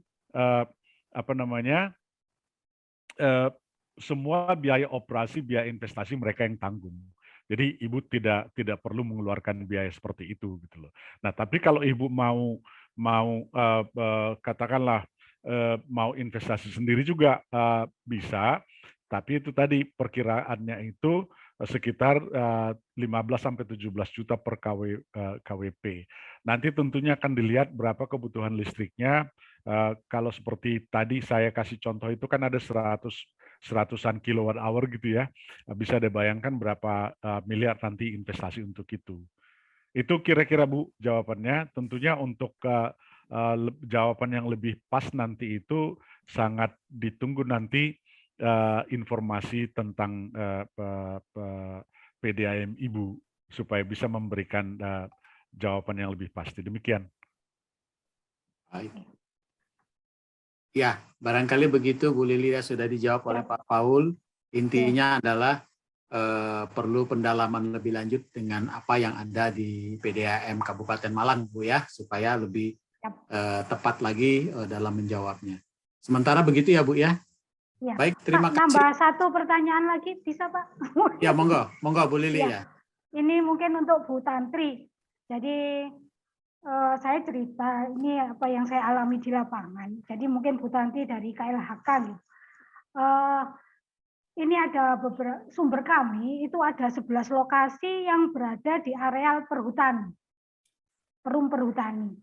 Nah di situ kan kalau di kami ada perda Bu, perda RT RW kalau tidak salah nomor 3 tahun 2010 itu yang menyebutkan bahwa baik sempadan sungai, sempadan mata air itu kan 200 meter. Nah, yang kami alami di lapangan, Bu, itu yang khususnya di areal perhutani yang kita manfaatkan baik itu air permukaan maupun sumber mata air, itu ada beberapa area yang dibuka untuk lahan pertanian. Nah, akhirnya waktu hujan, air limpasan hujan itu terus terang aja menurunkan kualitas air baku yang kita manfaatkan.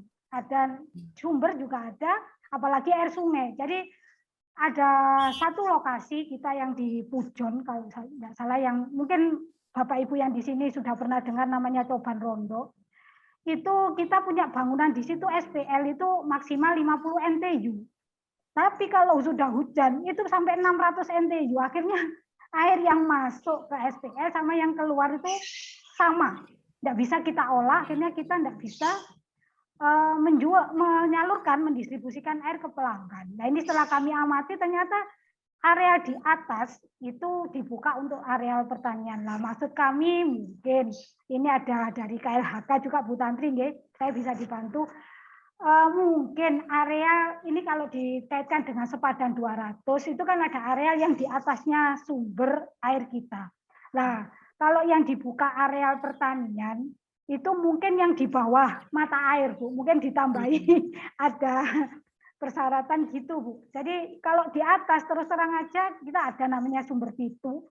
Itu area yang dibuka memang lebih dari 200 meter. Cuma kalau hujan karena yang dibuka itu di atas sumber, akhirnya air limpasan juga masuk ke kolam intake kita, ke brown cap. Akhirnya tandon kita harus kita kuras. Nah, penurunan kualitas juga akhirnya keruh, banyak sampah-sampah yang masuk ke saluran pipa kita.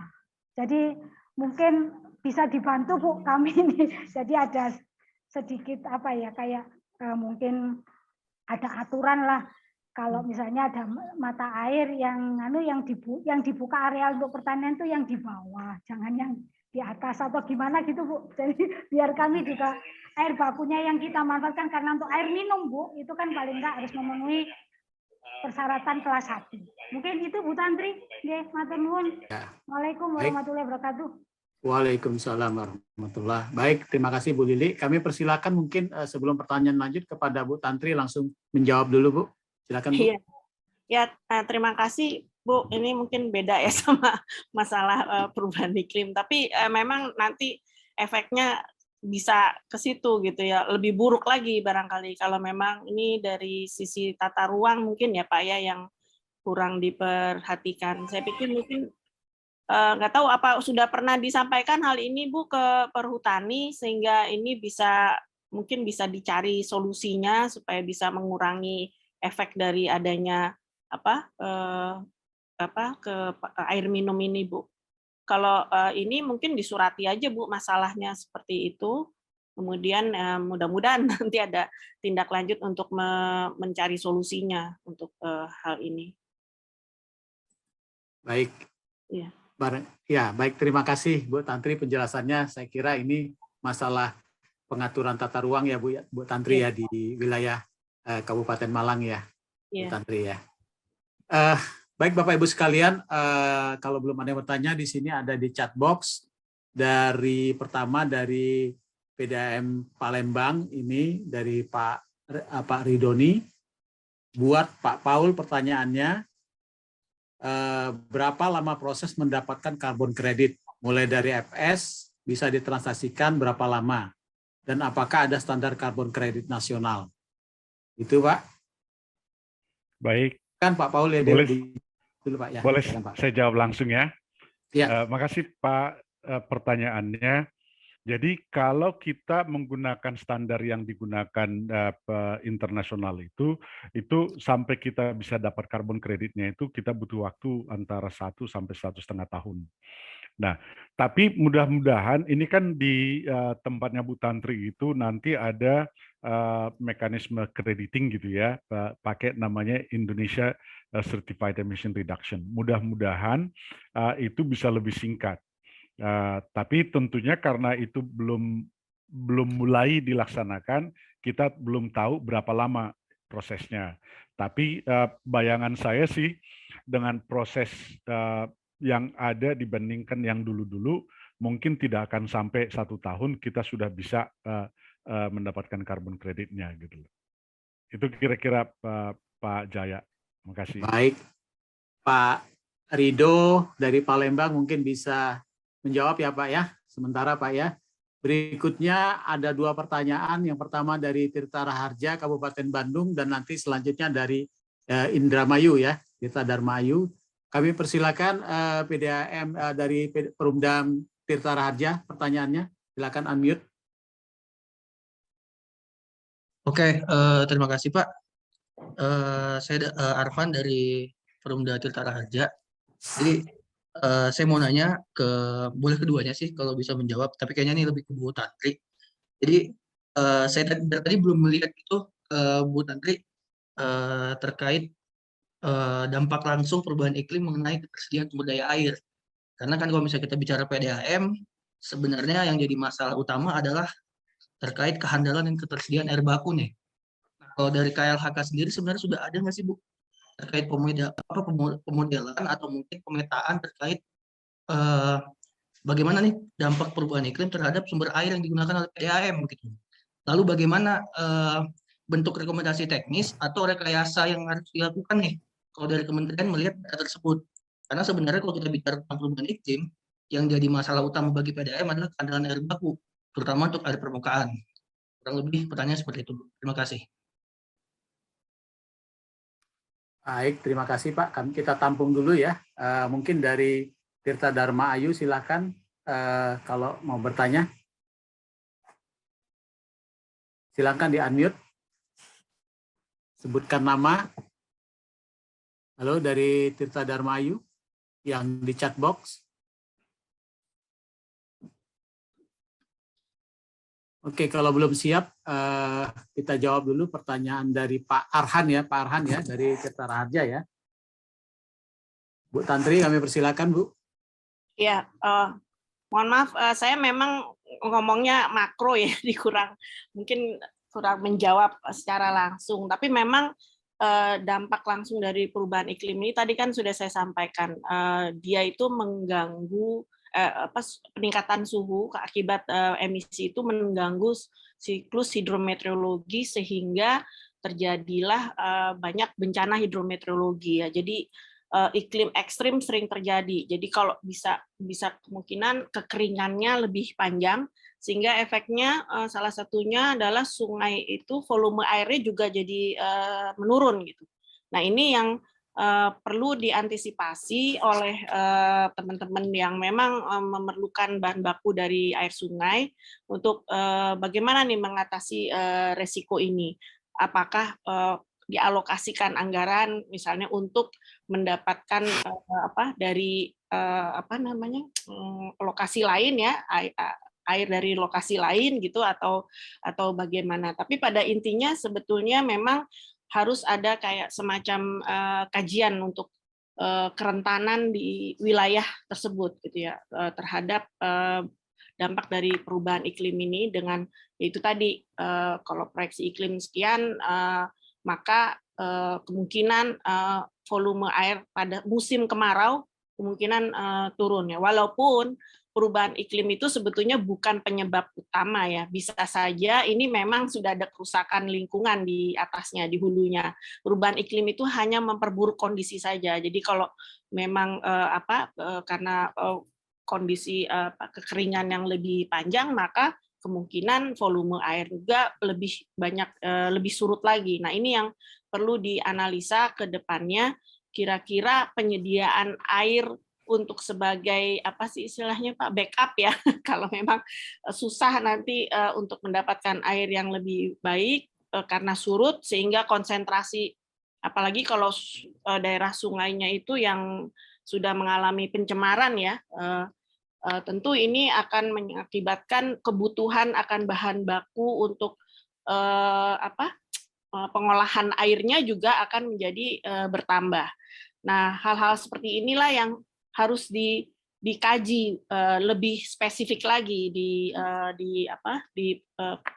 PDAM. Saya nggak tahu, mungkin bisa minta bantuan dari Litbang ya, Litbang PUPR barangkali ya di daerah. Kalau saya mohon maaf saya nggak terlalu paham gitu dengan kondisi di sini, tapi memang hal-hal ini perlu dikaji lebih lanjut oleh masing-masing sektor gitu untuk menghadapi masalah perubahan iklim ini dengan mempertimbangkan proyeksi ke depan gitu, karena ini berarti kita berupaya untuk mengurangi risiko dengan adanya itu tadi penyusutan volume air karena kekeringan yang panjang. Mungkin mohon maaf saya tidak menjawab lebih spesifik, tapi seperti itu. Mudah-mudahan dari PUPR sudah ada kajian-kajian ya yang membantu untuk PDAM bagaimana menganalisa risiko untuk mengurangi dampaknya ini. Terima kasih Pak. Ya, terima kasih Bu Tantri.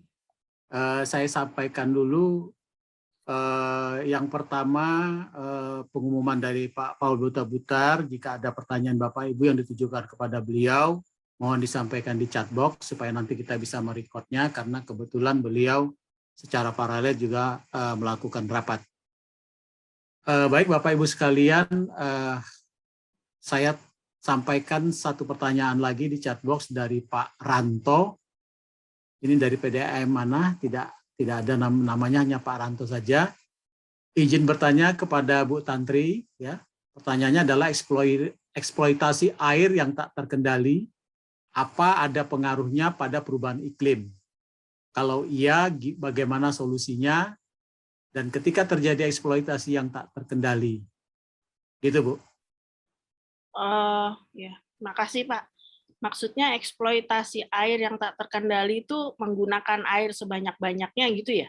Ya betul Bu ya. Apakah ada pengaruhnya terhadap perubahan iklim Bu? Misalkan ya, kita menyedot air tanah secara tidak terkendali gitu Bu, ya. Kalau menyedot perubahan iklim nggak? Kalau ya itu tadi saya nyatakan bahwa kalau perubahan iklim itu kan dampaknya terhadap siklus hidrometeorologi ya. Jadi dia lebih ke efeknya ke iklim ekstrim, jadi kekeringan yang sangat panjang atau misalnya hujannya makin lebat gitu ya, sehingga kalau banjir pun jadi banjirnya lebih parah gitu. Jadi kalau eksploitasi air itu sebetulnya kalau penyedotan itu masalah lain ya, masalah lingkungan gitu. Karena kalau perubahan iklim itu lebih ke arah kalau ada sumber emisi gas rumah kacanya yang berlebihan berlebihan yang dibuang gitu. Nah, ini yang kemudian merubah istilahnya siklus hidrometeorologi, karena ini kalau emisi gas rumah kaca atau CO2 itu seperti kalau kita naik mobil nih, terus kita tutup kacanya. Nah, kaca itu tuh yang menjadi lapisan CO2 di bumi ini, sehingga kita menjadi tambah panas di dalam itu. Nah, jadi lebih efeknya ke CO2 sebetulnya. Kalau eksploitasi air itu lebih ke lingkungan ya, bukan ke perubahan iklim. Karena kalau perubahan iklim itu lebih diakibatkan oleh emisi gas rumah kaca yang melapisi bumi kita semakin tebal sehingga radiasi sinar matahari itu tidak bisa dipantulkan kembali, tapi di dalam bumi gitu ya. Biasanya bisa dipantulkan kembali, ini sebagian besar jadi terserap ke bumi. Nah, ini yang membuat ada peningkatan suhu, nah merubah siklus hidrometeorologi sehingga efeknya bisa kekeringan yang lebih panjang, kemudian iklim ekstrim sering terjadi ya, misalnya kayak teman-teman kan suka lihat ya di TV itu ada daerah-daerah yang panas banget gitu ya, kayak misalnya di mana waktu itu teman saya di Turki katanya pernah sampai 54 derajat. Kita aja sampai 30 aja kayaknya udah meleleh gitu ya. Nah, 36. Nah, ini jadi iklim ekstrim yang sering terjadi. Tapi kalau tadi eksploitasi air itu lebih ke arah kalau penyedotan lebih ke arah subsidence ya, subsidence tanah. Nah, ini yang kalau dengan ada perubahan iklim, nah ini bisa lebih parah lagi gitu. Kayak misalnya kalau yang tinggal di daerah pesisir misalnya, karena land subsidence kayak Jakarta aja, itu sea level rise karena kan dampaknya juga ke peningkatan permukaan air laut ya. Kalau ini karena glacier mencair ya, karena peningkatan suhu, glacier mencair, volume air naik, jadi sea level rise-nya juga naik. Nah, ini yang terjadi kemudian rob, apalagi terus ada eksploitasi air berlebihan karena land subsidence, ya tambah tenggelam lah ininya. Jakarta bisa kalau nggak dikurangi eksploitasi air dari penyedotan air tanah. Itu mungkin Pak. Baik. Ya, baik. Terima kasih Bu Tantri. Semoga bisa menjawab pertanyaan Pak Ranto ya. Selanjutnya kita masih ada waktu sedikit, 2 pertanyaan lagi. Dari Pak Galuh Munanto, Perumda Tirta Buah Banua Kutai Timur. Pertanyaannya untuk Bu Tantri mengenai isu keterbatasan air baku. Apakah ada regulasi yang mendukung pemanfaatan air void tambang, pemanfaatan air laut dengan teknologi terkini, atau memanfaatkan konsep kondensasi udara? Terima kasih, Bu. Air void tambang tuh bekas tambang ya maksudnya? Iya, sepertinya begitu, Bu. Ya. Oh, kalau untuk air baku kan biasanya ada regulasinya dari Kementerian Kesehatan ya mengenai kesehatan untuk dimanfaatkan oleh manusia. Tapi sebetulnya teknologi itu kan memang memang justru diharapkan ya ada selalu kayak teknologi apakah itu dia bisa meningkatkan daya adaptasi manusia dengan misalnya mengolah air laut. Kalau yang di daerah yang susah air tawar itu kan dengan teknologi itu bisa dihasilkan ya, walaupun kemudian mungkin biayanya lebih mahal. Tapi daripada misalnya import ya dari mana gitu, dari negara mana, kalau bisa dikembangkan teknologi itu tentu akan sangat bermanfaat. Kalau memang saya pikir kalau regulasinya mungkin lebih ke arah regulasi dalam hal apakah bahan bakunya itu memenuhi syarat untuk dipakai oleh manusia untuk dari sisi kesehatan apa tidak. Tapi kalau dari sisi teknologi, saya pikir apapun teknologinya kalau memang itu bisa bermanfaat bagi manusia, saya pikir itu tidak perlu malah lebih bagus ya. Kayak di negara-negara tertentu saya lihat itu dia membuat yang memang sangat kering, air susah itu dia buat kayak kerangka gitu, itu sebetulnya untuk nampung embun, sebetulnya embun pagi yang ternyata itu bisa menghasilkan air. Jadi untuk di komunitas-komunitas tertentu itu sangat berguna sekali. Jadi teknologi itu sebetulnya untuk membantu manusia bagaimana bisa bertahan hidup. Kalau memang dia baik ya pasti inilah, tinggal syaratnya aja, itukah air yang dihasilkan memenuhi apa tidak. Kalau memenuhi ya tidak masalah sebetulnya. Ya. Baik, terima kasih Bu Tantri. Mudah-mudahan bisa menjawab pertanyaan dari Pak Galuh Munanto.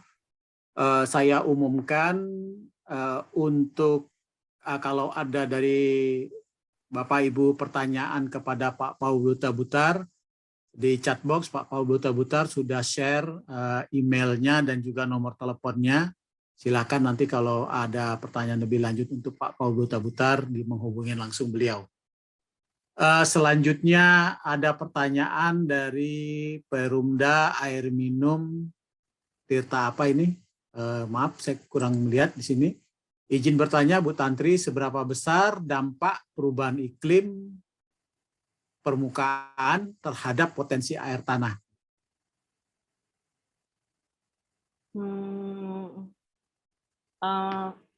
Terhadap potensi air tanah ya. Ya, potensi air tanah, Bu. Ya, maksudnya mungkin begini. Karena ada perubahan iklim, mungkin curah hujan berubah ya, Bu ya. Oh. Ya, potensi air tanah jadi berkurang mungkin ya. Oh iya iya.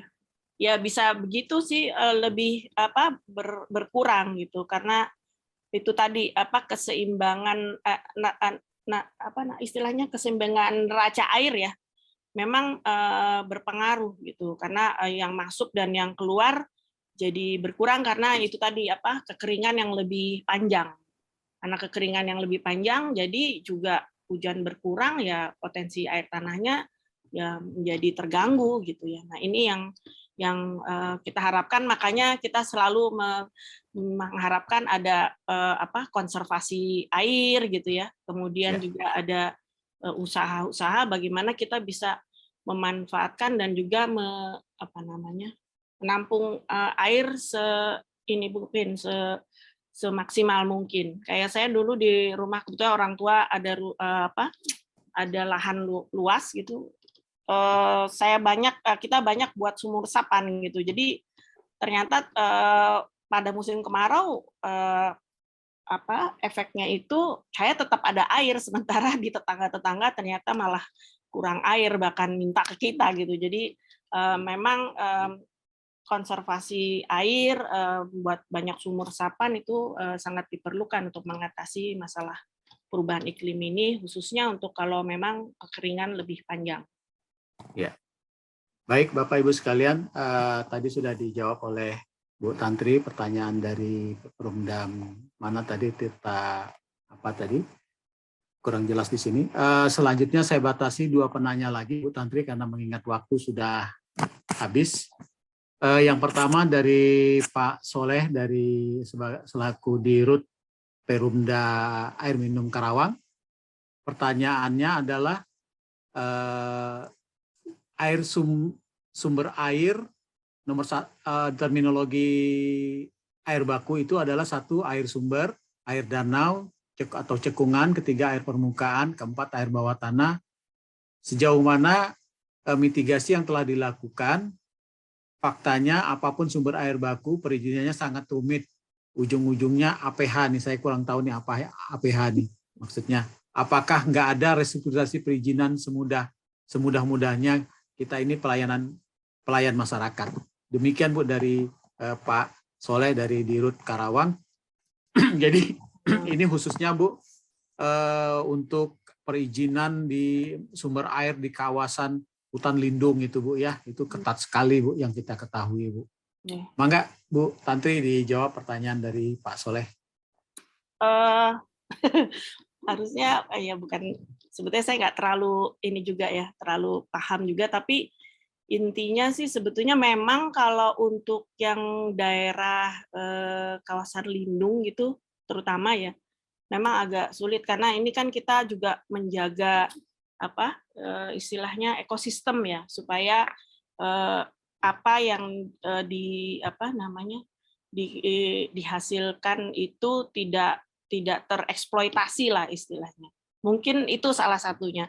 Tapi kalau misalnya bahwa izinnya rumit, ya saya pikir, saya nggak tahu ya kalau dengan undang-undang CK yang sekarang lagi masalah di mahkamah, saya pikir biasanya itu akan dipermudah ya pelayanannya. Hanya mungkin pengawasannya mungkin lebih diperketat. Gitu. Ya biasanya kan di perizinan tuh ada syarat-syaratnya tuh. harus begini, harus begitu, harus gitu, harus disediakan ini, harus lakukan apa. Nah, ini yang mungkin pengawasannya yang nanti diperketat, walau mungkin persyaratannya dipermudah. Saya nggak tahu kalau dengan undang-undang UCK ini, ya mudah-mudahan ada perubahan dari pelayanan. Terima kasih, Pak. Ya, terima kasih Bu Tantri. Ini ada pertanyaan dari Pak Dono dari PDM Pasuruan. Saya kira pertanyaannya adalah apakah PDAM yang air baku tidak memiliki pengolahan air limbah atau IPAL karena air baku PDAM berasal dari spam unggulan dapat berkontribusi dalam kredit karbon. Saya kira ini pertanyaannya Pak Dono, mohon maaf bisa disampaikan langsung nanti ke Pak Paul ya, Pak Dono ya. Lebih tepat ditanyakan ke Pak Paul, nanti bisa langsung ke beliau, ada email dan nomor WA-nya, nomor teleponnya.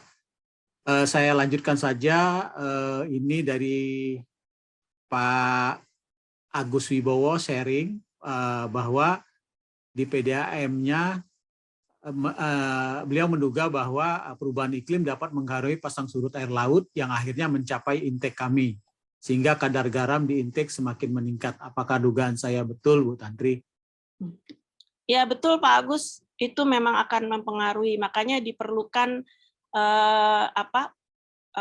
itu sebagai salah satu upaya mengidentifikasi kerentanan ya dengan adanya perubahan iklim ini. Jadi ini yang kemudian yang harus kita lakukan untuk kita antisipasi bagaimana nih dengan adanya nanti kondisi sea level rise yang makin meningkat sehingga intake juga berakibat kepada intake di tempat Bapak. Harus ada upaya-upaya antisipasinya.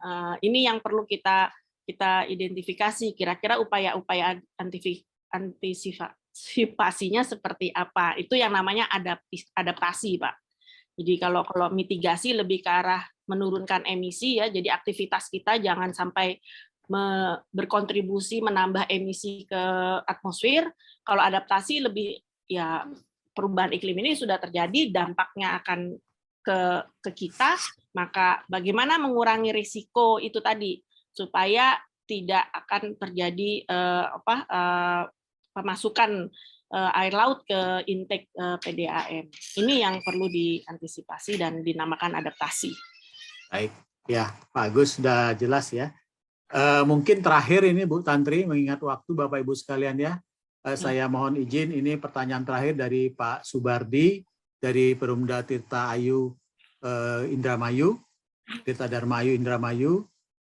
Pertanyaannya adalah langkah strategis apa yang sudah dilakukan pemerintah untuk antisipasi perubahan iklim, khususnya untuk penyediaan air minum. Mohon ya Bu Tantri ya. Yang mana Pak? Sorry. Ya, dari Pak Subardi ya, itu pertanyaannya adalah langkah strategis apa yang sudah dilakukan oleh pemerintah untuk antisipasi perubahan iklim, khususnya untuk penyediaan air minum.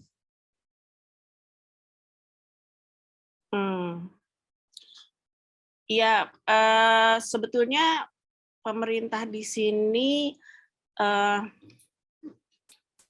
kami mengharapkan dari apakah itu litbang ataukah itu apa ya yang berkaitan dengan sektor-sektor ya, itu misalnya itu tadi untuk penyediaan air bersih itu adalah semacam kita harus melakukan kajian kerentanan, risiko dan dampak perubahan iklim. Itu kita sudah ada guidance-nya, tinggal bagaimana seperti litbang, mungkin litbang air ya dalam hal ini bisa melakukan kajian ini sehingga nanti bisa dihasilkan kira-kira opsi-opsi adaptasinya seperti apa ya untuk penyediaan air bersih ini agar tetap berkelanjutan dengan adanya itu tadi masa kekeringan yang panjang, sehingga saya tadi contohkan berarti harus mengambil mungkin dari tempat lain gitu ya, karena karena ya itu tadi bahwa perubahan iklim ini tetap terjadi, kita nggak bisa apa-apa kecuali kita harus beradaptasi, sama seperti halnya COVID ini ya, COVID ini kan ya udah ada penyakitnya, jadi harus kitanya yang beradaptasi dengan cara ya melakukan upaya-upaya adaptasi yang bisa kita lakukan, misalnya itu tadi apa kita perlu ngambil atau kita perlu ambil dari lokasi lain gitu yang tidak terdampak, atau ya mungkin beli, atau ya memang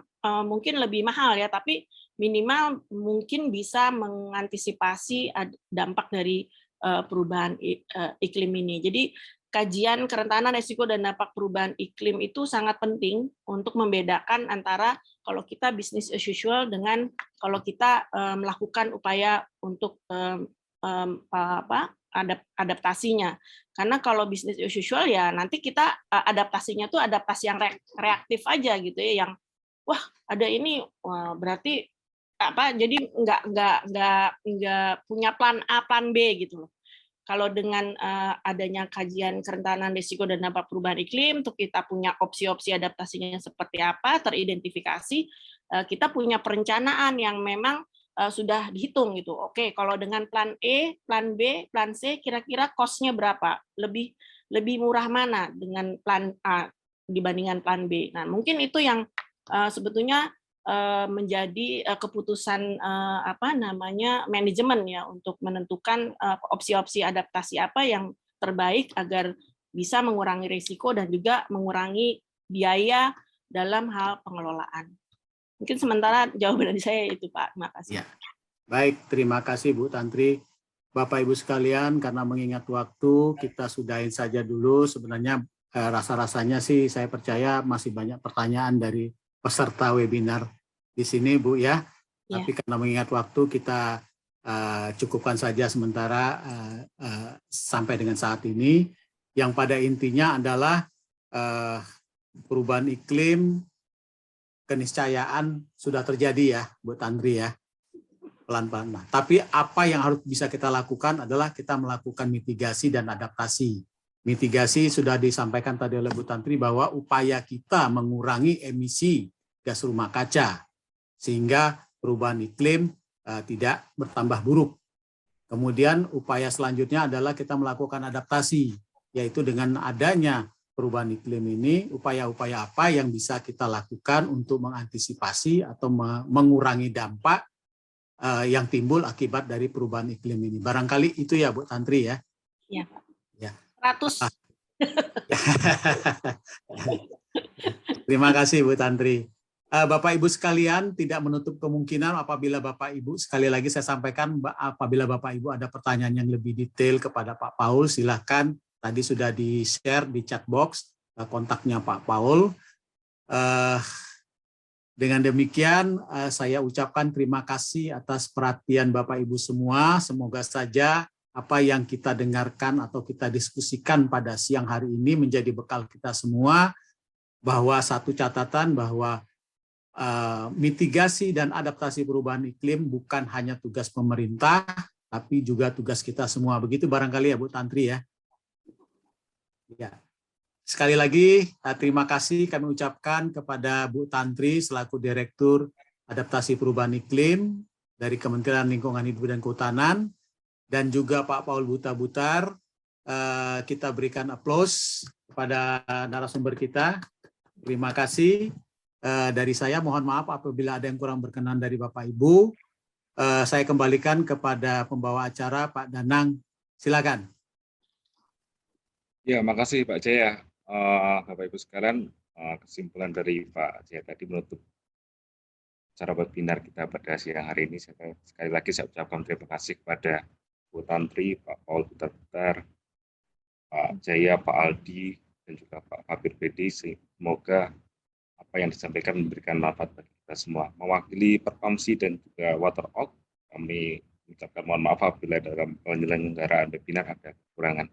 Sampai jumpa dalam webinar selanjutnya. Tetap jaga protokol kesehatan. Wassalamualaikum warahmatullahi wabarakatuh.